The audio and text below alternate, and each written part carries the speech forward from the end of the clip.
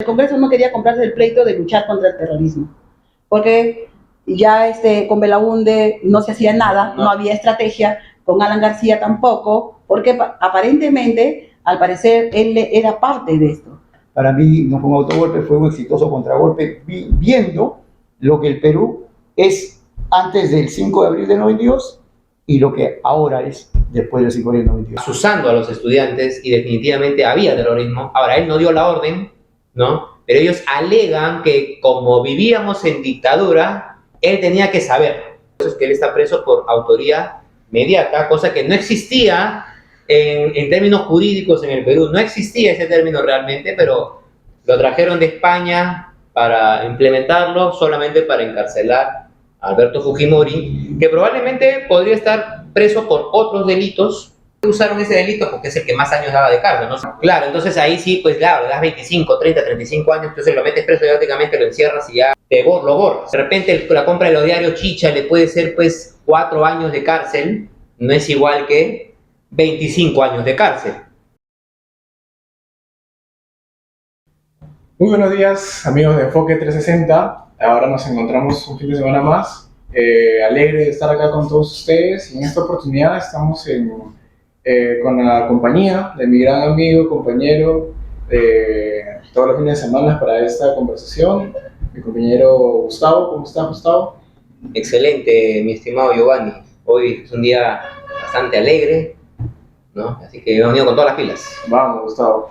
Y en esta ocasión nos acompaña nuestra compañera Lisette, que nos ha estado ayudando bastante en entrevistas, en activaciones. Muchas gracias por estar acá y por formar parte del equipo. ¿Qué tal? ¿Cómo estás? Hola Giovanni, gracias por la invitación, por estar acá. Bien, con muchas ganas de compartir y de decir todo lo que pensamos y sabemos, ¿no?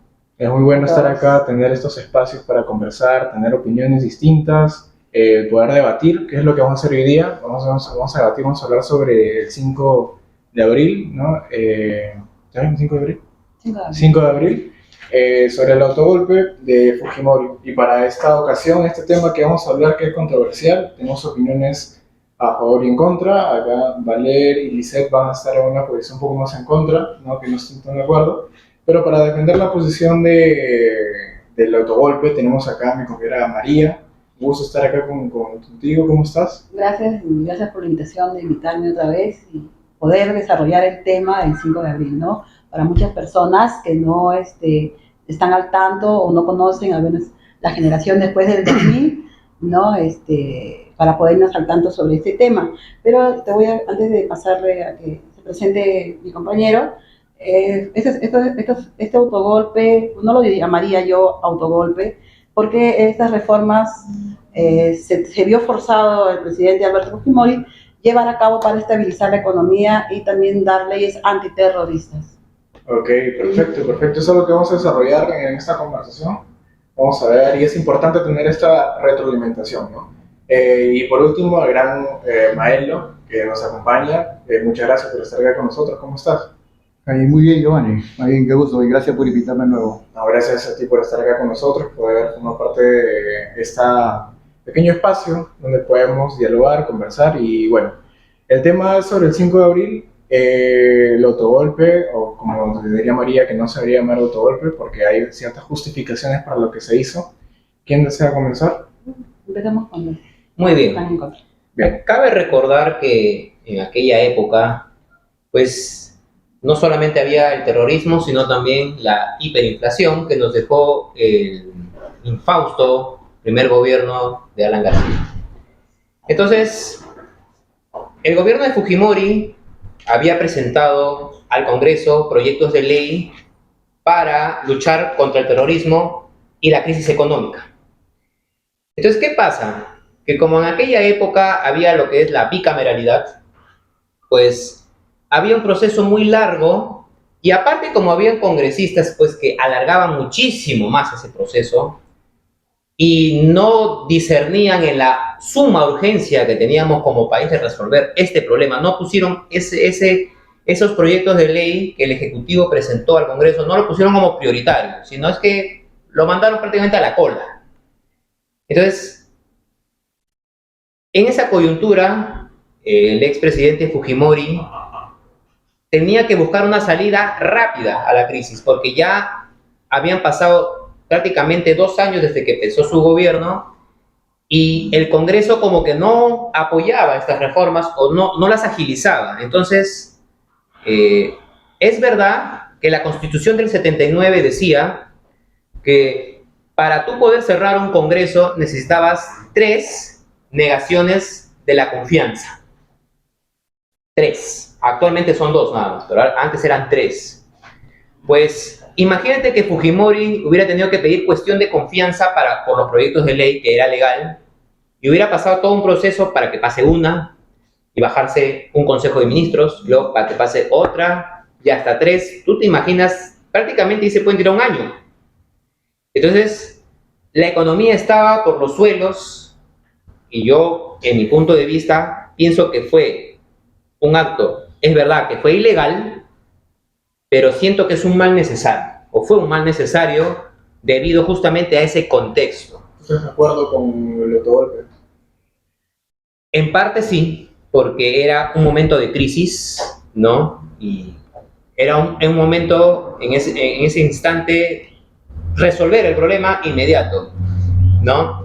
Como le digo, 3 negaciones de confianza esperar era bastante complicado y era alargar un año más este proceso y la gente seguiría muriendo de hambre y haciendo colas y el terrorismo seguía. Había que buscar soluciones rápidas. ¿Tú te estás diciendo fujimorista? No, no soy fujimorista, de hecho, no comulgo con la ideología fujimorista, pero en este caso específico, al autogolpe, pues sí, siento que fue justificado. Okay. ¿Qué opinan ustedes? ¿Cómo se debió dar? ¿Está de acuerdo? A ver, concuerdo con lo de María, ¿no? No se debería llamar autogolpe si es que vemos el efecto, ¿no? El efecto es que ha sido un exitoso contragolpe. ¿Por qué? Porque, como bien lo ha dicho Valerio, pensé que iba a tener una posición un poco más discordante con nosotros, pero ha dicho, prácticamente ha resumido lo que pasaba en aquellos momentos en el país. Nosotros veníamos de una herencia del primer gobierno de Alan García, teníamos 6.900% de hiperinflación, era la más alta de Latinoamérica, superada ahora recién por Venezuela. Antes teníamos inflación récord. Tenemos al terrorismo genocida de Sendero Luminoso y el MRTA que nos tenían cercados. Recuerdo que el gobierno americano había dicho que teníamos que hacer un ejército multinacional, es decir, todos los países para frenar a Sendero Luminoso y el MRTA porque era una amenaza para toda la región. ¿Ya? Entonces, teniendo ese escenario y teniendo a un congreso de mayoría de lo que era el Frente de Libertad y al final se convirtió en Fredemo, era una oposición férrea a lo que Fujimori quería proponer. Fujimori había implementado y por eso tuvo el apoyo de la población. No tanto era por el rechazo que se sentía al Congreso, sino también porque Fujimori había implementado un plan económico más que permitió que la población pueda recuperar la confianza en el pueblo. Te vuelvo a repetir, 6.900% de hiperinflación, cuando él va a dar el golpe de Estado ya estaba bajando. Entonces la población se miraba a Fujimori como alguien que estaba de su lado. Entonces cuando él llega y manda 151 decretos para seguir con este plan de reflote económico y aparte para combatir el terrorismo, esto era rechazado constantemente por el Congreso, que era de mayoría pues opositora. Teníamos pues a los de la derecha que estaban con la herida en el ojo y teníamos también a otros que eran de los viejos tiburones políticos, aquellos acostumbrados a vivir de la teta del Estado y que estaban bien cómodos en su momento, ¿no? Entonces Alberto Fujimori tuvo la disyuntiva, y con esto yo reclamo a la gente de la izquierda, que son los que promueven marchas contra el 5 de abril, de que ellos también tuvieron la culpa. Porque si ellos no se hubiesen puesto a boicotear, a frenar, eso sí era un congreso obstruccionista, de verdad, ¿no? Entonces, yo te estoy hablando que tenía 17 años en esos tiempos, o sea, yo no estoy hablando porque lo he leído, sino porque lo he vivido. Entonces, si no se dedican a boicotear y a poner a Fujimori entre la espada y la pared para que decida si renuncia, porque le pedían la renuncia, si renuncia o da un golpe de Estado, la izquierda también tuvo participación en esto, ¿no? Entonces, eso fue el efecto, y con esto respondo a tu pregunta. Para mí no fue un autogolpe, fue un exitoso contragolpe, viendo lo que el Perú es antes del 5 de abril del 92 y lo que ahora es después del 5 de abril del 92, ¿no? La forma correcta sería llamarlo un contragolpe. Eso es lo que Pero, bueno, siendo un poco más objetivos y abogados del diablo, hay palabras técnicas que no se pueden cambiar y es necesario llevarlas. Por ejemplo, cerrar un congreso es un golpe de Estado. Estar en contra o a favor no delimita, porque si ahorita estoy a favor, pero Castillo viene y da un golpe de Estado, ¿cómo voy a defender eso? No puedo defender eso. Yo creo de que el punto específico sería ser, ok, fue un golpe, pero era algo necesario para la crisis que se vivía y las pocas salidas que teníamos. Claro, ¿no? eso es lo que yo he mencionado. Exacto, exacto. Pero ahora viendo un poco más el tema o si deseas comentar algo normal. Yo creo que Sí. en ese momento cuando hubo esta decisión de disolver el Congreso, el 85% de peruanos estaba a favor de eso, porque ya, como dijo Maelo, ya ay,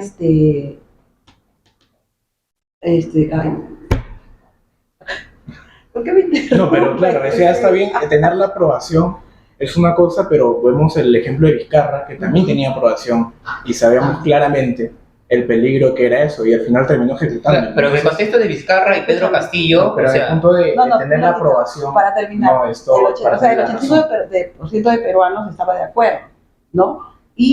Pero estaba la herida de que había perdido Vargas Llosa. Vargas Llosa. Claro, la derecha estaba Y ardida. la derecha estaba ardida. Incluso en la historia, trayendo un poco más de historia, ya había siempre la partidocracia. O sea, ¿qué pasa? ¿Cómo pasa ahora?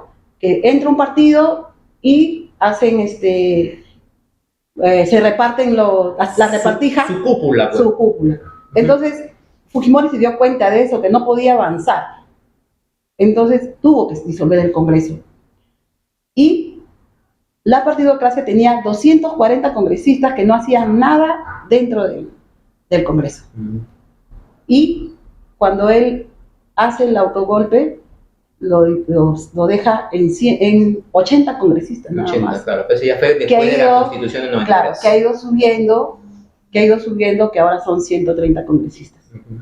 Y Pero acaba de recalcar que esos 80 ya no era bicameral, sino unicameral. unicameral. Y lo que es la palabra contragolpe o autogolpe son tecnicismos, ¿no?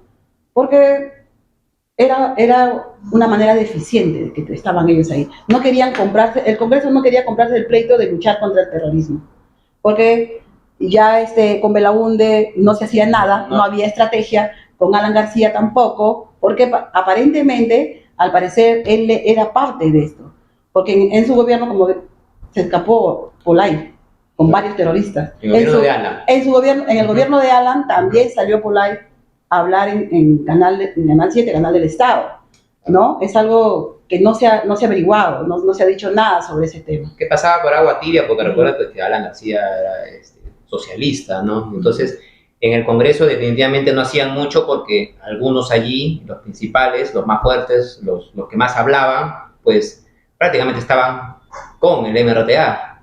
Entonces, dar leyes antiterroristas no lo veía viable para claro, para ellos no era viable, porque les matabas el negocio. Pues. Claro. Yo creo que es importante también decirle a los peruanos y a la gente joven que no sabe cuándo, primero que este fue el primer gobierno de Fujimori, ¿no? Eso es antes que nada, porque como tuvo dos gobiernos, la gente de ahora, los jóvenes de ahora no saben cuándo fue el golpe, probablemente ahorita muchos se estén enterando, y con toda esa situación que nos meten en la cabeza, la historia, ¿no? La historia falsa.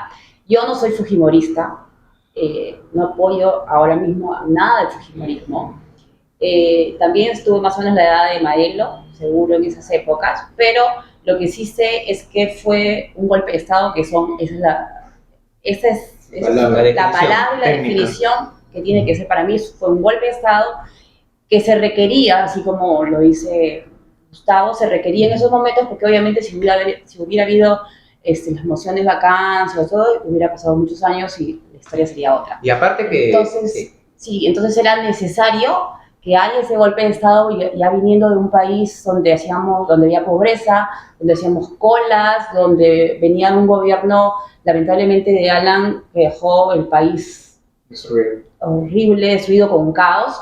Y no solo eso, sino sumado al terrorismo, que muchos lo vivíamos, siendo pequeños, estudiábamos con velas, donde sabíamos que mi papá tenía que decir, a ver, pon la radio porque vamos a ver dónde fue el coche bomba y todo eso. Entonces, ya veníamos de un país golpeado terriblemente en todo sentido, y entonces yo pienso que fue necesario que Fujimori tenga ese valor de cerrar el Congreso, que no nos ayuda en nada, ¿no? Entonces, ese gobierno o ese primer gobierno fue el golpe de Estado y sí fue necesario, es lo que creo yo. Justo lo que estaba mencionando de Alan y el APRA, ¿no?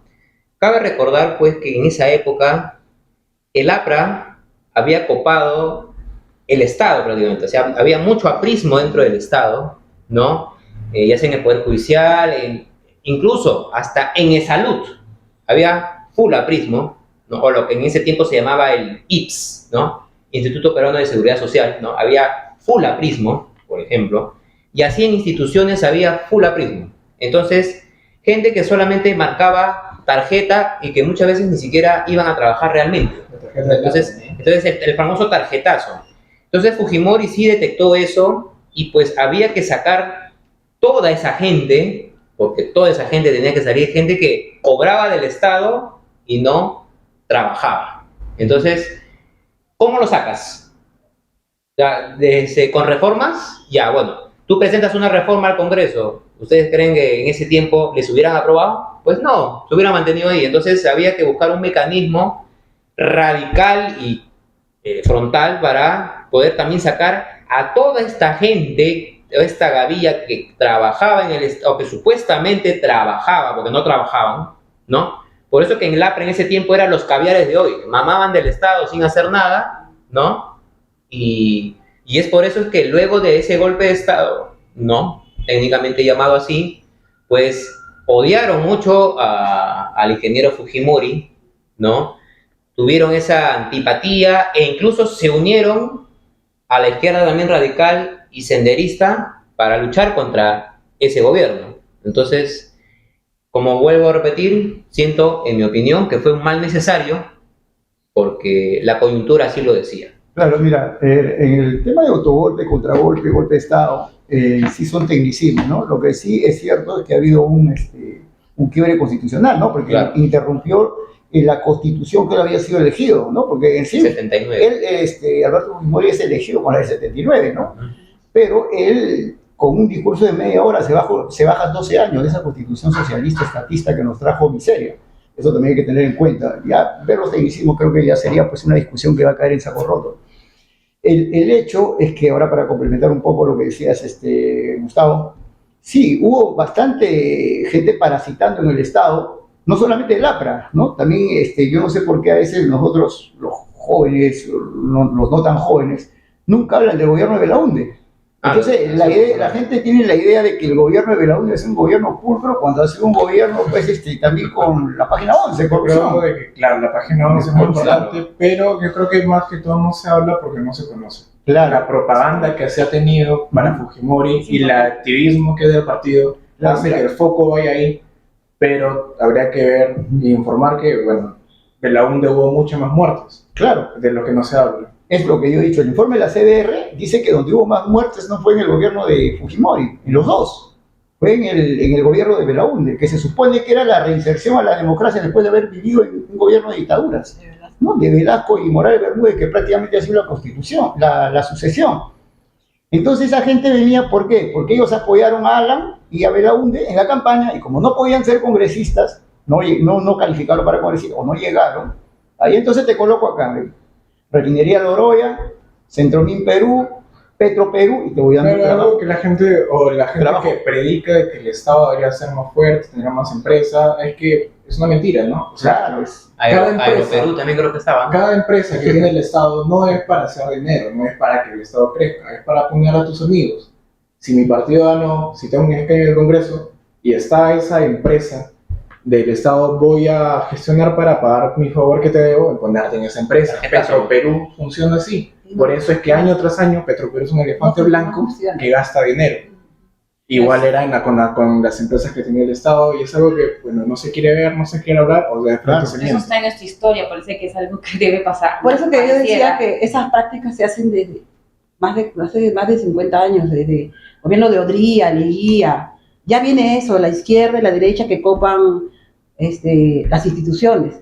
Y también no se habla, nadie ha hablado de, por ejemplo, cuando postuló la primera vez Alan García con Barrantes, ¿no? En el 85, ¿no? 85, pasaron los dos a segunda vuelta, Alan García con Barrantes, la izquierda, ¿no? La izquierda unida y el APRA, que también es de izquierda. Pasan los dos y entonces, ¿qué hacen? Pasan a segunda vuelta, pero el APRA, con su palabra concertación y tender puentes, habla con Barrantes para no pasar a una segunda vuelta, sino el que decline y él se queda como presidente, vulnerando la Constitución.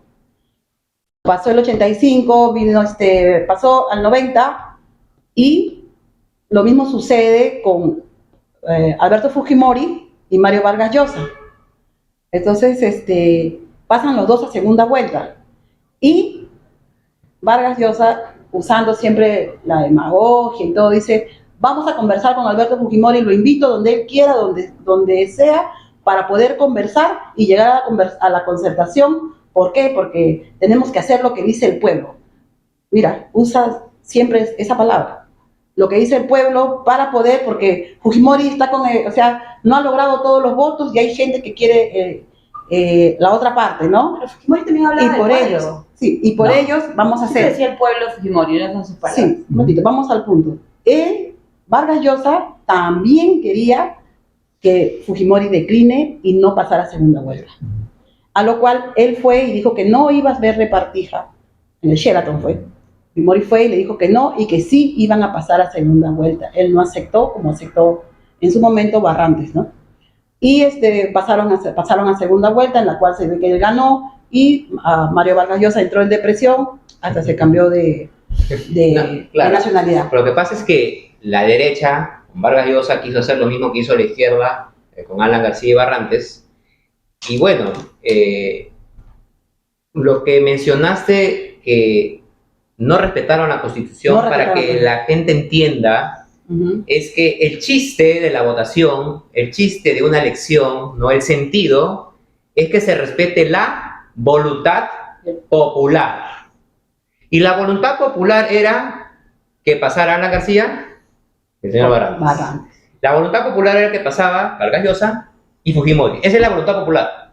No pueden dos personas o un grupito de personas decidir por los millones. Eso tiene que quedar claro. Por eso se llama la voluntad popular. ¿Y ustedes están de acuerdo de que la voluntad popular es ley? Siempre la mayoría tiene razón. Pero es que porque caemos en el punto en que repiten mucho una mentira y se va a convertir en verdad. Lo que pasa es que si hacemos eso, Giovanni, estaríamos pasando de una democracia, aunque sea frágil, pero democracia al fin, a una oclocracia, que sería el gobierno de las muchedumbres. O sea, Dina Boluarte hubiese sucumbido entonces al grito de las muchedumbres, que dice que era mayoría cuando realmente no lo eran, que pedían que renuncie y que pedían que se vaya Williams y pedían que se vaya tal, y pusieran una gente de su lado. Siempre hacen eso. Entonces, claro. Yo pienso que no. No, y aparte hay que ponerse reales. Nuestro país es un país subdesarrollado justamente porque no tenemos gente informada. Imagínate si nosotros vamos a depender de la muchedumbre de la gente, o sea, ¿dónde estaríamos ahora? Eso no puede existir en nuestro Recordemos país. que Fujimori, pues en esa época, catedrático de la agraria, entonces una persona pues muy conocedora de este tipo, de un ingeniero ilustrado, entonces, claro, no era un don nadie tampoco, ¿no? Entonces, eso hay que resaltar. Entonces fue muy inteligente de su parte hacer respetar la votación, porque el chiste de la votación es ese. Entonces pasaron dos personas a segunda vuelta, punto. Entonces, nos guste o no. Claro, y Fujimori, entrando al poder, se da cuenta de todo lo que hace la partidocracia, ¿no? De todo lo que se mueven y que no querían pelearse con él. Había estabilidad laboral, incluso con lo que estaban en hiperinflación, había estabilidad laboral, claro que no sí. No podían votar. Porque claro. No los podían votar. Eran personas que incluso nombradas que no iban a trabajar, no hacían nada, no generaban nada, más bien generaban quiebra, pero sí recibían un sueldo. Mientras trabajaban, ¿eh? Mientras los ciudadanos, sí, no. Y había estabilidad laboral, pero... Como lo encontró López Aliaga en la municipalidad. Exactamente, sí. Es lo que yo justo iba a decir. Trabajadores fantasmas. Ahorita, por ejemplo, López Aliaga hace casi lo mismo. Entra y encuentra asesorías, consultorías, empleados fantasmas y los va a sacar. Son miles y miles. Esos miles y miles son los que van a salir a marchar ahora y están marchando, y los que van a salir con su mensaje de odio, que los votaron y todo eso. No, Son los lo que van a mismos. hacer es de acá a la mitad del tiempo que va a estar en la alcaldía López Aliaga, a la mitad, porque a partir de la mitad pueden pedir revocatoria. Ujú. Ya ellos, Ya están desde, preparando, no, ya. ellos desde antes de que entrara López Aliaga, Ya ya están tienen su pensando kit en de eso. revocatoria, ellos lo tienen ya. Ujú. Ya lo tienen, listo. Entonces, ellos están esperando a que llegue la mitad para de una vez sacarlo. ¿Y quiénes van a estar? Justamente lo que dice ahí, mucha gente, muchos trabajadores fantasmas que tienen vinculación Con el partido en contra. con Acción Popular, que estaba anteriormente, y también con sectores de prensa. Es más, López Aliaga ya no va a hacerles contrato. En cambio, Fujimori los despedía con indemnización, Claro. con Ajá, su así indemnización por despido. Y ellos no sacaban, pues eran 40.000, 50.000 soles, 60.000 soles. Era harto dinero que salían con ese despido. En cambio, López Aliaga sí no les va a dar ni un sol. Bueno, hablando más de lo que es el autogolpe, muchas veces Jaime Bailey menciona que un político tiene que tener la capacidad de saber torear estas políticas en contra, no dar un golpe de Estado, y es lo que le criticaba mucho a Vizcarra, que él como político tiene que saber afrontar a la oposición, porque para eso está, ¿no? Lucas García en un momento también nos comentaba que esa constitución no debió haber sido cambiada porque había mecanismos para mejorarla, para reformarla. Ahora ustedes mencionan de que era necesario. Ok, pero ¿no creen que como políticos no podemos estar cayendo en ese círculo vicioso de querer hacer un golpe o bajarse un presidente? Un momento, no hemos hablado precisamente ahorita de la Constitución del 93, hemos hablado específicamente del golpe de Estado, ¿no? Que fue un mal necesario. Lo que dijo Lucas Gersi, si es verdad, vi la entrevista, es acerca de la Constitución del 93, que ya fue después, que pudo haber mecanismos para no haber una nueva Constitución, pudo haberlo, probablemente, pero eso ya es, como se dice, una historia ya distinta, no nos imaginamos cómo sería, porque claro, tendríamos que haber variado el capítulo económico de la Constitución del 79, creo que eso es lo que se quería referir Lucas Gersi, ¿verdad? Claro, pero o sea, Cambiarlo. al momento de hacerlo todo golpe ya estaba también cambiando la constitución. No necesariamente. No, Fujimori es lo que se ejecutó. Claro, se ejecutó, pero no necesariamente era pues que iba a haber obligatoriamente, una vez tú das un golpe de Estado y obligatoriamente cambia la Constitución. Vizcarra dio un pero- golpe de Estado y no quiso precisamente cambiar la Constitución.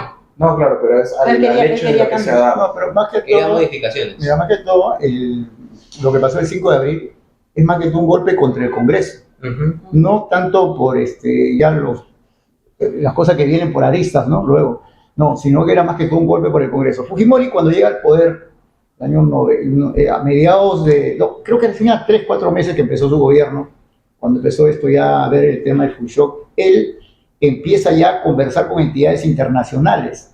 Él fue el que empieza a pagar la deuda externa que no se pagaba. Para frenar con el García. Él empieza a pagar, y tanto así que el gobierno de Estados Unidos o la comunidad americana le dan una especie de bono, Un bono. de unos 100 millones o algo así, para que sigamos nosotros pues reflotando, porque estábamos saliendo de la miseria, ¿ya? Entonces, cuando él da el golpe del 5 de abril, él había prometido en esos meses que la prioridad de mi gobierno es la derrota de Sendero Luminoso. Eso hay videos, cuando dice, yo prometo que voy a acabar con Sendero Luminoso y el MRTA antes de que termine mi gobierno. Tómenlo por seguro.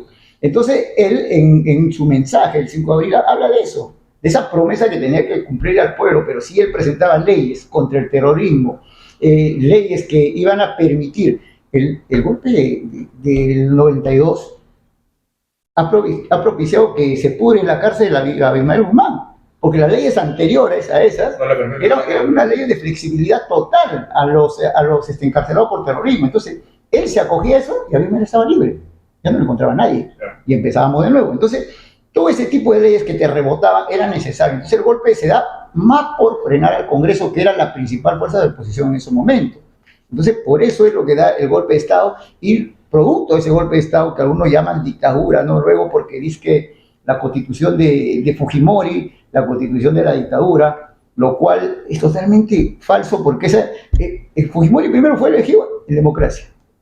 Podemos, y hay que ser objetivos, seamos fujimoristas o no, de que hubo un quiebre constitucional. Eso es real, eso es histórico, eso nadie lo puede tapar, pero era necesario.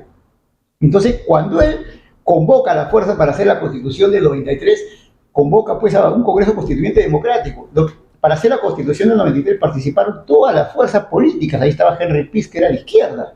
Estaba el partido Frenatraca, que era una izquierda un poco ya más radical, el Frente Nacional de Trabajadores Campesinos. Creo que también democracia directa, creo. Participaron en hacer esa constitución que ellos dicen constitución de Fujimori, cuando también la izquierda participó. Y nació en un gobierno democrático, elegido en democracia, y encima, cuando ellos hacen el referéndum, de manera democrática, ganan el 52 al 48. O sea, una votación abrumadora. Y eso en noviembre, hay unas elecciones para elegir el Congreso Constituyente Democrático, que como dijo acá Valeria, eran 80 nada más. Para elegir ese Congreso, es tanta el respaldo que tuvo Fujimori y que refuerza que no fue dictadura, fue democracia, y que el pueblo lo apoyó, porque de 80 congresistas, cambio 90 obtuvo 44. Esa es la validación en democracia, o ese es el baño de democracia que le da el mismo pueblo a Alberto Fujimori, diciendo que tu constitución no es para nada dictatorial. Para terminar, entonces, los que hablan de una constitución de la dictadura o critican el golpe del 5 de abril nunca dicen nada del golpe del 3 de octubre del año 1978, del golpe de Velasco Alvarado, ¿así? Claro. Uno de los que critica y pide que cierre o que cambien la constitución, y incluso el año 2001 pidió una especie de referéndum o empezó a hacer convocatorias, se fue hasta el Tribunal Constitucional a pedir que se cambie la constitución porque era espuria, según él, es Alberto Odría, que es sobrino directo de un dictador, que es Manuel Odría, que llegó al poder, muchos estarán de acuerdo no con su gobierno, pero llegó al poder en dictadura. Entonces hay que saber un poco de historia, hay que mover un poco la historia para darnos cuenta cómo esta gente que en su momento ahora se pintan de democráticos, en su momento avalaron dictaduras. Me preguntabas qué cambió. No, pero es importante ver esa parte que me estás comentando, que claro, hoy en día dicen que no, que es una dictadura, que no podemos ser parte de ella, pero ellos han sido parte de muchas dictaduras a lo largo de la historia de Perú. Claro. Pero no hablan lo que no les conviene, ¿es cierto? Por ejemplo, el abogado de PPK, que es Borea, él estuvo en ese congreso, en el congreso que cerró Fujimori. El abogado que es de PPK, el que hicieron el que se juntó junto con Kenji, y le estaban hablando, ahí estaba el abogado, él estuvo en ese congreso y él fue parte de los que no daban, se pasaban durmiendo en otras cosas y no les aprobaban los proyectos de ley que había puesto Fujimori. Incluso estuvo también Gersi, el papá de Lucas Gersi. Él también estuvo ahí, o sea, que ahora se vengan a pintar de democráticos, tampoco no está bien, porque en su momento no hicieron nada por el país, no se enfrentaron, no tuvieron los cojones para enfrentar al terrorismo y a la hiperinflación, solamente les interesaba seguir siendo la élite supuestamente la democracia y seguir siendo senadores, los mismos de siempre y los mismos que quieren seguir ahora también. Ojalá que cambien y también trabajen para el pueblo, ¿no? Yo creo que iba más no por seguir siendo senadores, sino que lo que hemos visto y que ha pasado antes de Castillo es que no visualizan la crisis, ¿no? Vienen desde un otro mundo, como es una burbuja donde tienen éxito, donde están en crecimiento sus empresas y todo eso, y dejan de ver tanto la política. Mucha gente no se quiere meter en política y prefiere solamente ver su vida, su trabajo. Entonces es parte de eso también, ¿no? Y tener en cuenta ese otro lado. Y que a veces la política termina siendo un poco ácida para las personas. Igual ya para ir terminando, no sé si tienen algunas palabras. Manuel. Bueno, como ya lo dije, eso fue un mal necesario. Sin duda, había que limpiar el Estado y a veces para hacer una limpieza, por ejemplo, cuando te limpias los dientes, a veces vas al dentista y te van a sacar sangre. A veces es necesario. Ahora, es verdad que en el primer gobierno, ¿no? Creo que fue un gobierno del señor Fujimori muy exitoso, y parte del segundo también. Siempre he dicho que la última parte del gobierno de Fujimori, algunas cosas son para el olvido, la verdad. Que pudo haber terminado quizás hasta como llamado héroe nacional, pero creo que los 3 últimos años de gobierno quizá hubieron errores que a fin de cuentas tuvo que pagar caro. Y es lastimoso, ¿no? Porque un presidente que hizo muchas cosas buenas por el país, lo termina metiendo preso como un vil delincuente, ¿no? Aunque son por delitos que realmente, en mi opinión, en el caso de la Cantuta, no cometió, ¿no? Porque estábamos en un conflicto, había terrorismo, y había gente que estaba ahí en esa universidad, idiotizando, hablando estupideces, o sea, voy a usar esas frases, o sea, atontando a los estudiantes, asusando a los estudiantes, y definitivamente había terrorismo. Ahora, él no dio la orden, ¿no? Pero ellos alegan que como vivíamos en dictadura, él tenía que saber.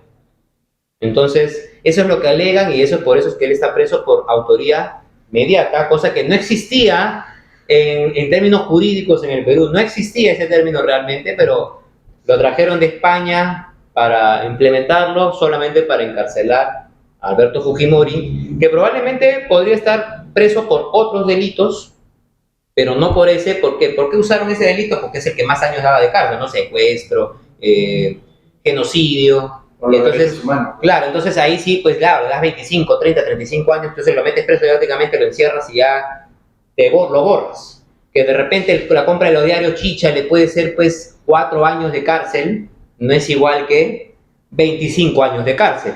Entonces, eso obviamente lo hicieron con una venganza política, más que por querer limpiar la política, porque quienes los encierran al final de cuentas son los que ahora le roban al país. Ya que realmente, si vamos a comparar lo que supuestamente Fujimori se robó, pues lo que robó Toledo con los millones de Odebrecht, Alan García con Odebrecht, Ollanta Humala con Venezuela y con los brasileros, y qué decir de Vizcarra, ¿no? Con los millones especialmente en el estado de emergencia. La vacuna. Entonces, creo que estamos hablando de una ecuación de 2 a 10, ¿no? O sea, hay una inmensa cantidad. Y bueno, obviamente eso no hay, o pasa por agua tibia, ¿no? La culpa de políticos se le echan a Fujimori. Toda la culpa siempre va a ser de Fujimori, ¿no? O sea, la verdad, yo no soy fujimorista, como le digo, ni defiendo al gobierno de Fujimori, porque sé que hubieron algunas cosas que no estuvieron bien hechas, fueron Bueno, errores y delitos. Sí lo defiendes, pero tal vez es su primer gobierno. En su primer gobierno sí, yo sí siempre he dicho, y siempre me han dicho fujimorista porque defiendo supuestamente el golpe de Estado. Ya. En algún momento. Pero cuando hablo de lo último, ¿no? El fraude del año 2000, entonces, entonces eres terruco. Entonces, ese estigmatismo, ese estigma que le ponen esa etiqueta que le ponen a una persona como que, pucha, no tiene nada que ver aquí. Se cometieron errores y se pagan, ya está. Pero eso no deslegitima que el señor haya salvado de una crisis económica al país. Eso no lo va a quitar. Y eso es lo que los socialistas odian, que se haya sacado de una crisis económica al país. Eso es lo que se odia. Yo personalmente no odio eso, ¿no? No odio al señor Fujimori, como algunos pueden pensar, ¿no? Pero sí, obviamente, siento que o se dejó manipular mucho por Montesinos o se hizo el tonto en algunos puntos. Entonces, es mi opinión, pero sí fue un gobierno exitoso. Eso no lo voy a negar. Dice, ¿tú qué opinas? Bueno, yo del tema, en realidad, el primer gobierno de Fujimori, ya te dije, sí lo defiendo porque sí me parece que fue un gobierno que era necesario, sobre todo para eliminar el terrorismo y salir de tanta pobreza y colas horrorosas que había en esas épocas. Eso no quiere decir que yo defienda a Fujimori porque, obviamente, como político corrupto, en sus últimos años fregó el país en alguna parte. Y bueno, dice que por eso muchos fujimoristas ahora, cuando tú le dices eso, el fujimorista te dice, tú eres anti, porque no, pero es que la realidad es una sola.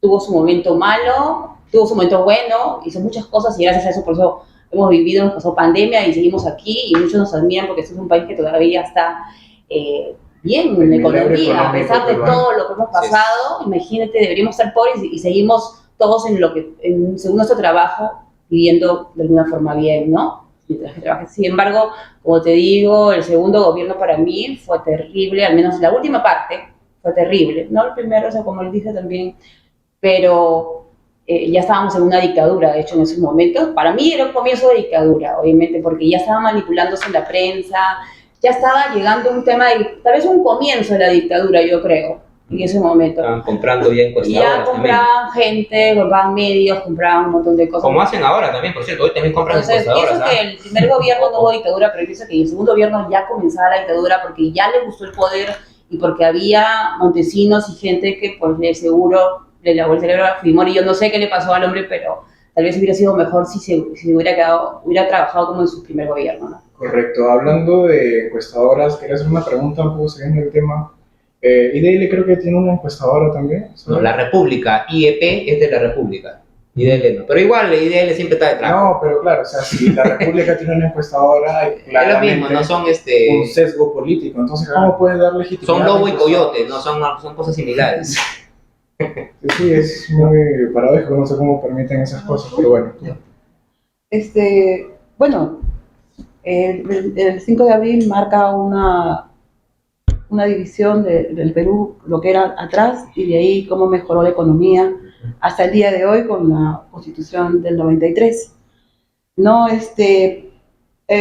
Fujimori para mí es inocente, el informe Kroll lo ha demostrado, ¿no? Y que no ha sido presentado, desde Toledo lo investigó. Está preso por Cantuta y Barrios Altos y por el secuestro de Gustavo, el supuesto secuestro de Gustavo Gorriti, ¿no? Y que tampoco no se le ha demostrado esos delitos que ahorita los antis o los rojos dicen que es un delito de lesa humanidad, que él no cometió, porque nunca se le ha demostrado a él que haya dado la orden o haya mandado un escrito, nada. Él está por autoría mediata, que no está en nuestra Constitución y que ha sido traído desde España con este juez que es hermano de la periodista la Patricia Ríos, ¿no? Que también es un juez que se llama Ríos. Y por lo demás, si fuera en el caso, los chicos de ahora dicen que Fujimori no atrapó a Abimael Guzmán, que fue el GEIN, ¿no?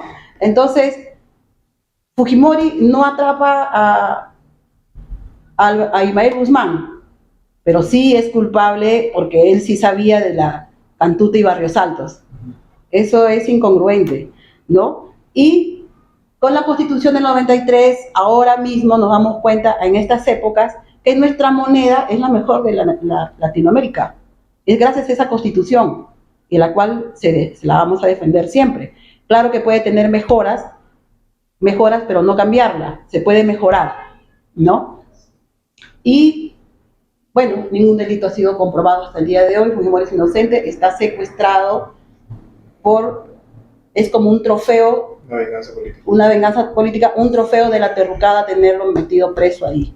Sí, justamente Y por eso, el 5 de abril, en la cual el Castillo nos encerró, toda la gente salió a defender lo que pretendieron encerrarnos de nuevo, y para terminar este 5 de abril van a hacer una marcha para el secuestro de Alberto Fujimori y van a demandar y denunciar a todas esas personas que metieron y lo tienen secuestrado a Alberto Fujimori.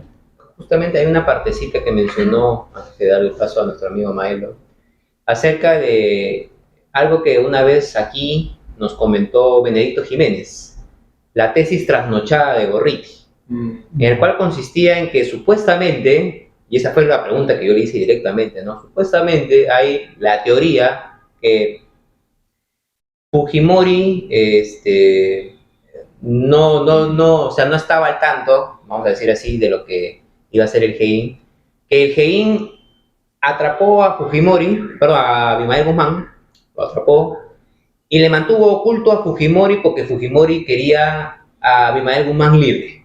O sea, esa es la teoría de Gorriti. Entonces, eso aquí, justamente se lo pregunté, porque eso es lo que en la Plaza San Martín y en otras plazas del país suelen decir, ¿no? Y entonces él aquí mismo, Benedicto Jiménez, lo desmintió y él dijo, esa fue la tesis trasnochada de Gorriti, La antítesis. ¿no? Entonces, Benedicto eso que... Jiménez, el director del GI, Exacto. la mente maestra de la captura. Exacto, él mismo lo dijo. Pero es ¿no? lo mismo que hace Gorriti ahorita mismo, o sea, inventa historias, crea narrativas, crea historias Ujú. para, por ejemplo, incluso difamar a los patriotas, para Sí, difamar sí, sí. a congresistas, lo mismo. Ya somos víctimas ya de Lo esa mismo manera. emplea el día de hoy el nefasto Gustavo Gorriti. Ese señor se tiene que ir del país porque es un desestabilizador de países, incluso de Panamá lo votaron. No lo queremos fuera del país, lo queremos Lo a queremos rayas. fuera A del rayas, país. a rayas. Myron. Ya, bueno, esto del 5 de abril es una discusión interminable, ¿no? Siempre va a haber puntos a favor, puntos en contra. Como les dije, la izquierda trata de poner en el cerebro de las personas, ¿no?, el chip de que hay una dictadura, lo cual, como les he demostrado, creo que más bien estuvo bañado de mucha democracia durante el camino, finalizando, capitalizando con el voto, ¿no?, que le da a cambio 90 una mayoría en un Congreso de 80, que luego va aumentando hasta llegar a los 130 otorongos que nosotros tenemos. Hacer una comparación, y estoy dando más o menos un resumen de lo que han hablado todos, hacer una comparación entre el golpe del 5 de abril con lo que hizo Castillo, con lo que hizo Vizcarra, creo que es abismal, ya que Fujimori, pues, era un presidente que en ese momento, como les expliqué, ¿no?, estaba con los decretos de emergencia, no le dejaban trabajar. Castillo lo hizo, pues, para salvarse, ¿no?, abrumado, mal aconsejado seguramente, porque yo no creo que lo haya escrito, pues él tiene el mismo IQ de Macanaki, como dice por ahí. No creo que haya sido capaz no puede escribir ni siquiera una receta de mercado. Entonces, no, entonces a él nomás lo aconsejaron y lo hizo porque se le venía la noche por el tema de Salatiel Marrufo y el tema de las 51 carpetas fiscales. Vizcarra lo hizo porque ya venía investigado por el tema Chinchero, frenado quizás en su momento porque sacaron a Chávarri, pero también se veía que en cualquier momento ese Congreso de mayoría 73 fujimoristas lo podían vacar. Necesitaban muy pocos votos. Aparte también se estaba viendo el tema Lavajato. O sea, decir, comparar eso creo que ya sería, pues, caer en la ridiculez o en la insolencia histórica, ¿no? Pero ahora, para hablar el tema del segundo gobierno, siempre que nosotros hacemos una comparación, comparamos una cosa con la otra, y si el primero ha sido exitoso, lógicamente que cualquier gobierno del primero, yo no creo que ningún gobierno de la historia democrática va a ser mejor que el primero de Fujimori, ¿no? Entonces siempre va a haber un segundo. Pero también debemos recordar que en el segundo gobierno, y por eso yo no he creído en ese tema del fraude del 2000, porque Fujimori sí tenía arraigo político todavía. En el segundo, para el 95, le gana a Javier Pera de Cuellar de manera abrumadora en primera vuelta, ¿no? Primera vuelta. En la segunda tenía el triunfo en la guerra del Ecuador, que no es porque lo diga yo, sino el mismo ministro de Defensa, Paco Moncayo, de Ecuador, dijo que la presencia de Fujimori en la misma frontera generó que ellos hayan firmado arrodillados un acuerdo que Ecuador nunca estuvo de acuerdo, sino lo hicieron como una rendición. Eso, capitalizando con el 22 de abril del año 97, que era el rescate de Chavín de Huántar. Fujimori sí tenía gente. Por eso yo nunca he creído en que hubo un fraude realmente, ¿no? Pero al menos en esas dimensiones. Ahora, en el tema que dijo Licey, yo respeto su opinión, ¿no? Una opinión que yo he escuchado muchas veces. Fujimori no está sentenciado por corrupción. Entonces, si nosotros nos ponemos a leer, claro, la sentencia no está sentenciado por corrupción, por peculado, por robo. Fujimori está sentenciado solamente por esto, y esto lo dice en la sentencia. Fujimori está sentenciado a 25 años de prisión por los crímenes de Barrios Altos y La Cantuta, como dijo María, y como dijo Valer. ¿Cómo era posible que él no supiera lo de Abimael, pero sí supiera que por abajo estaban matando gente? Y según el autor del libro Muerte en el Pentágono, que es Ricardo Uceda, decía que no sabía Fujimori lo que pasaba en Barrios Altos ni en Cantuta, pero igual fue sentenciado por la teoría Rosen de la autoría inmediata, es decir, eres culpable solamente por ser el jefe supremo de las Fuerzas Armadas, como son todos los presidentes. Pero que no existía en la literatura jurídica en el Perú. Claro, eso lo traen porque, según los correos, y eso yo he tenido oportunidad de aclarar ese tema, los correos que recibe César San Martín de Gonzalo del Río, que es la hermana de Patricia, el hermano de Patricia del Río, lo planifican en la Universidad de Alicante de España, y lo planifican el año, y los correos son del año 2008, y Fujimori sentenciado en 2009. Es decir, antes de iniciar el juicio, de escuchar a la defensa, de escuchar a los testigos, de escuchar a los demás, ya Fujimori era culpable. Un año antes ya estaban buscando su condena. Entonces, para mí es un presidente inocente. Entonces, disculpa que te interrumpa. Entonces, las condenas que tiene ahora, bueno, no les corresponde obviamente, pero sí reconoces que hubo corrupción en su gobierno y que sí debió estar preso porque fue un corrupto en otra... No, pero lo que pasa es que tú no metes a la gente presa por los actos de otros, ni tampoco porque yo lo reconozca. el mismo Fujimori ha reconocido que su gobierno hubo corrupción, ¿no? ¿Por qué? Hay una portada en la República, y eso es bueno para pulverizar esta portada del diario Soprón, como yo lo llamo, del MRTA. Hay una portada que presenta la República y dice, sí, soy corrupto, y pone la imagen del chino abajo. Es que el mismo Fujimori no dijo que es corrupto, sino él dice lo que está diciendo él. Si hubo corrupción, hay que ser un ciego y un fanático, ¿no? Decir que no hubo. Claro que hubo corrupción. ¿En qué gobierno no hubo corrupción? Entonces hay gente que dice, Fujimori institucionalizó la corrupción. Mentira. Ponte a googlear y vas a ver que en el gobierno, cuando el presidente era César San Martín, José de San Martín, cuando era presidente Bolívar acá, fusilaban a los corruptos. Claro. Los fusilaban, o sea, ya había corrupción. Pero no había impunidad. ¿Qué dijo Fujimori en la sala penal del año 2009? Dijo, acepto que mi gobierno hubo corrupción. Rechazo totalmente los cargos. En esta célebre frase que dice, soy inocente, él dice, ¿no? Él dice, rechazo todos los cargos que se me imputan. Hubo corrupción en mi gobierno, lo cual yo no tuve participación, yo soy inocente. O sea, es obvio la corrupción, pero que sea corrupto, que esté sentenciado por corrupto. No, por eso no puede estar preso por corrupto, pero porque sí nadie se va preso por algo que no se le Pero, Pero sí sí sabes tiene. que como representante del Estado, él no puede decir yo no tuve la culpa de los demás, sino No. él No, sí. pero sí se de alguna aceptó, forma- Fernando, lo de los diarios Chicha también No. se le añadió eso. El diario Chicha, justo hablando Junto con de este Montesinos tema, se añadió eso. escúchame, en el año 2009, en la sala que preside Javier Villestein, anulan ese tema del diario Chicha. Fujimori no sabía lo que hacían los diarios Chicha, que era propaganda del cine. Ahora, verificar si hubo coordinación entre Fujimori y Vladimiro Montesinos en eso, ni la justicia se puede encargar. Entonces Claro, no hay nosotros, cómo probarlo, pero uno supone que sí. claro, entonces nosotros, Pero no puedes Posiciones. sentenciar. Obviamente no puedes sentenciar. Claro. Claro, Eso es lo que porque- yo hice énfasis cuando hablé al inicio, es que Fujimori estaba sentenciado justamente por esto de la cantuta, que Claro. la verdad fue un chiste. Yo lo dije, ustedes lo han visto, que fue un chiste, ¿no? Porque para mí es un chiste, porque, o sea, creo que si no está en el marco jurídico, los jueces de la Corte Suprema, si se salen del marco jurídico, están cometiendo prevaricato. claro, no se puede. Entonces, eso fue lo que yo alguna vez hice hincapié hace algunos años, ¿no? No por defender a Fujimori, sino por defender lo que correspondía legalmente. Podía estar preso por otros delitos probablemente, que sean mucho menores, que sumadas las penas podrían dar 8 años, pero no 25 o 30 años. O sea, la idea era que se muere en la cárcel. Ese es el chiste. Por eso te digo, esa parte que él dice, acepto que hubo hecho de corrupción, él se acoge a la figura de la conclusión anticipada, que quiere decir que yo digo, declaro esto y se cerró, se Claro. acabó, ya no me juzgues. ¿Por qué? Porque era juzgado y transmitió 24 horas los 7 días de la semana. Sí, como Entonces, nunca, ¿verdad? para- Con el canal Leñe, ¿no? Para evitar el show mediático, dijo eso, ¿por qué? Porque esa condena era de 8 años.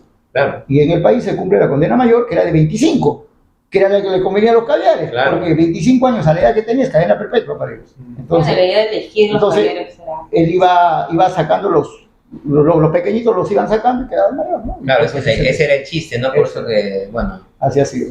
Claro, bueno, es muy interesante tener todas las opiniones, es muy enriquecedor. Algo.